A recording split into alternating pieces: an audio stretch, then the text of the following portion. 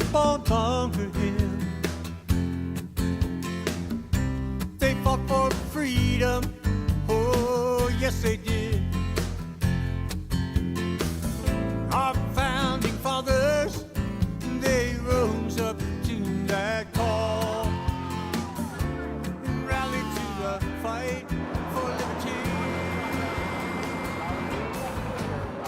So we're here in West Palm Beach, Florida, waiting to welcome President Trump. I'm here with Jennifer, who is a very dedicated supporter of Mr. President Trump. So what is the message you would send to him today? I want to say thank you very much, President Trump, for giving us this opportunity to expose the swamp in DC. I did not know that. I'm a legal immigrant from Germany originally. I was among the first people that he invited to Mar-a-Lago on March 18, 2017, just standing on the side of the road, and had us picked us up and brought to Mar-a-Lago to personally meet him. It was beautiful. Okay. Steve Bannon was there, and it was just a wonderful day and a great honor to meet him as a German citizen. I'm very honored to have met the president now several times. Yeah, I'm sure that was a big honor to be there. So she said she was at the Mar-a-Lago Club, one of the first people that got invited by President Trump to go there, which is now expected to be his permanent home here in Florida. So I'm just wondering, Trump has said a lot of things about this is just the beginning of the journey, things to that nature. So what do you think that means? I think he will continue to expose the corruption, the lies, the cheating that has been going on for many years, I think. I had no idea when I first came to the country that this is even going on. I think in these 4 years, our eyes have been open to fraud, to corruption, to that America was not first to a lot of presidents, but it was first to him and to us patriots. And that is the difference. And he will go down as one of the best presidents in history because he made America first. He made the American people first versus other countries, versus people that don't belong in this country, that are illegals. He has made America and Americans first, and that is what I thank him for. It was a great honor. I have actually changed my profession as a 18-year therapist to become a corporate flight attendant because I wanted to work for the campaign, fly for the campaign. And I still hope that I can distribute my service to the Trump family, and hopefully he enjoys his restful retirement here in beautiful Florida. He deserves it.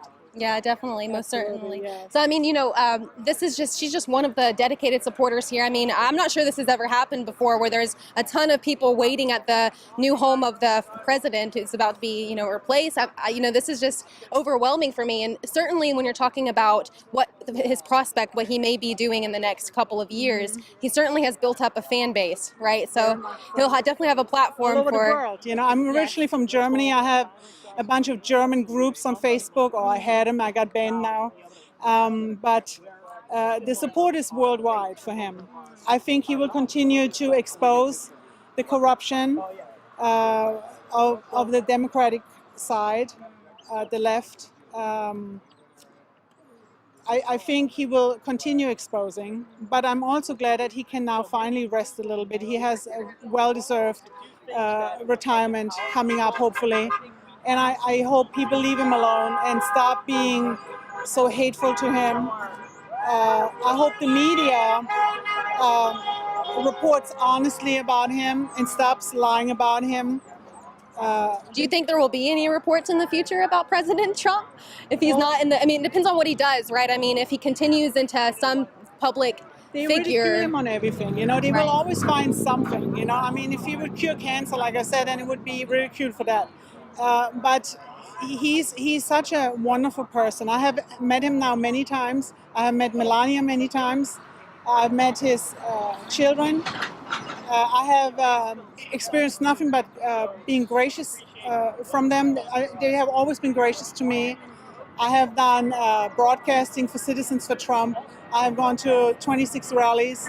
I have always done interviews, and what you see here, you actually see every time when he came to town. There were always people here like this. Oh, Not really? so much in the beginning when we first met him. Oh. We were 7 people. That's something I didn't know. That's interesting. You mean there was a crowd like this almost every time he came back home? That's very interesting. Yeah, that's awesome. Well, thank you so much for your time sharing with us. Loud Motorcycles. It's loud. Thank you, Jennifer. Thank you. I appreciate you very much. Thank you. It's crumbling the foundation as if it were sand. So right now everybody is cheering right here near Mar-a-Lago because Trump is riding through right now. They are screaming, supporting the president. The enthusiasm has not died. There he is, President Trump, smiling just as big as can be. And he is talking to them through the window.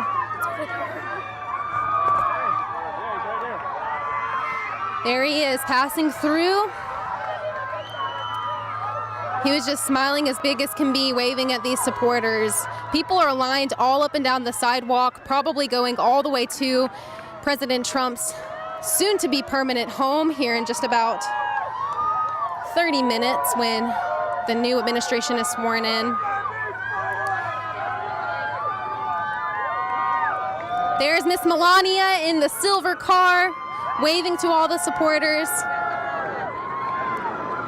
They're smiling as big as can be. You can tell they are very touched by everyone here showing their support. And the people that we spoke to said that's all they wanted, just to show President Trump that they support him and love him and will stick with him no matter what. Tyranny is at our doorstep once again, masquerading as our friend. A storm is brewing all across this great. He's forever my president. I don't even care how they lie, cheat, and steal. They can't take this from us. 75 at least million strong patriots, not a chance. What do you think he'll do in the future? He said he says he's still going to be involved. What do you hope or expect from President Trump? I'm still praying that this isn't it, that we're going to find out more today. That's my prayer. But the rest of my prayer is that America will stand up and quit being pansies and afraid to stand up, not in a violent way, but in a truthful way. Let truth prevail. I believe President Trump and his family have a lot more to give, but I'm praying it's in business here in Florida, that they'll bring business here like we've never seen before. Prosperity, prosperity, prosperity. Thank you so much. You're welcome. Yeah, we're hoping to. We're hoping the whole movement that we built just keeps continuing. I mean, we've got a lot to continue to celebrate. It's a celebration of America, America first, you know, the American spirit and American ingenuity. And that's what the whole movement was about. That's what Trump brought out in everybody. And what started as basically little organic events all around the country metastasized into a national movement. So we're hoping that, yes, we can continue this momentum like post-Trump presidency. So for the Voters for Trump thing, I mean, you know, since he's not in office anymore, will the theme kind of change more towards like a patriotic type of thing, or will it be still based on support for Trump? You know, I think it'll always be honoring President Trump and what he did, so I don't think you're ever going to not see the Trump flags, but it will be based on, you know, more of a patriotic celebration of America, something that's been sorely missing pre-Trump. And, you know, whether they are boat parades or just weekend rallies, you know, Trump didn't abandon us. We're not abandoning him. Already, some of the flag drops that are going on around the country are Trump 2024. So you start to see that. So people are going to do what they do. But that movement's already happening, whether he does anything with that or not. But that's how inspired we are to do that, you know. That's awesome. So where did you come from today? Homestead, Florida. Okay, so how far was your drive? A couple hours south.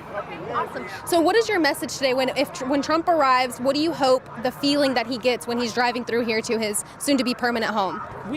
You know, for me, I just want him to feel the respect and the joy, the enthusiasm and the pride, the American pride that he gave us the opportunity to express all year long.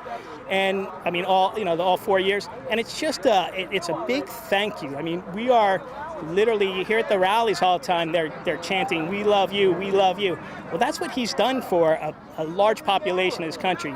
And it's a big thank you. It's a big heartfelt thank you. We do. We love him and we appreciate him. And now I think there's this renewed love for America that's not going away. Thank you so much, John. I appreciate it. Yeah, appreciate you. Nation under God, fighting for freedom and justice for all. So we're we're here with Michelle, who is a Florida native, and I just overheard her talking about the importance of being involved on the local level in order to make a better future. So can you just explain a little bit about what you mean by that? Well, generally when change happens, as significant as we're talking about potentially communism, it happens at the local level. They start infiltrating the school boards, the curriculum the children are taught, local government, so maybe your town councils, some of your zoning boarding, and then from there it continues to grow. So it may start at a town level to a city level and so on and so forth. It doesn't start at the top. It's not a president is not going to drive something like this. So I think it's extremely important. I'm 56, my kids are 30, they're very successful, is that you get involved at the local level. When your kids are in school or even not in school, your grandchildren, see what's going on at the school board, see what's going on at the town council meetings, and stay informed and get involved. So are you very involved with your local government? No, so I was working up until 2 years ago, so when I was raising my children, I was involved. Right now I'm taking a little bit of a pause. I just recently retired, so I'm enjoying retirement life, but this really inspired me, everything that's happened. So where I take it from here, I have to decide, but it will be somewhere in some way, shape, or form.